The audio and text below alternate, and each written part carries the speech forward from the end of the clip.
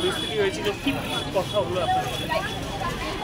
দেখুন, আমাদের ব্যারাকপুর এই 13 নম্বর ওয়ার্ডে বসতী পাড়ায় থাকে সন্দীপ দাস। তার ওয়াইফকে ভর্তি করেছিলেন, প্রেগনেন্ট অবস্থায় ভর্তি করেছিলেন।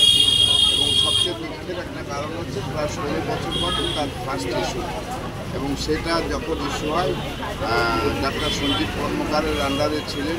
সঞ্জীব কর্মকার এখানে সব কিছু দেখেছেন এবং আগেই পরে সব কিছুই দেখেছেন। যাই হোক, ওটি হয়েছে, বাচ্চাটা সুস্থ আছে, আপাতত সুস্থ আছে, ভালো আছে।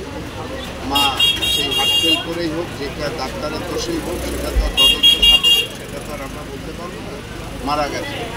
যে কারণে স্বাভাবিক নিয়ম অনুযায়ী মারা গেলে একটা বড় দুর্ঘটনা, সেখানে পারিবারিক লোক, বন্ধুবান্ধব সকলের একটা আলাদা উত্তেজিত থাকে এবং কী করলে ভালো হবে সেটা অনেক সময় মাথায় থাকে না।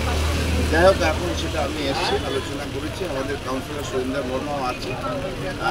এরা একটা এফআইআর করবেন ডাক্তারের এগেনস্টে, হসপিটালের এগেনস্টে একটা এফআইআর হবে। আর একটা চিঠি করতে বলেছি আমি প্রশাসনিকভাবে, এসডিওকে একটা চিঠি করে তার একটা কপি আমাকে দিতে বলেছি। কোনো তদন্ত কমিটি বসিয়ে যদি তার একটা অরিজিনাল ম্যাটারটা জানা যায় বা ঠিক সুরাহা করা যায় সেটা।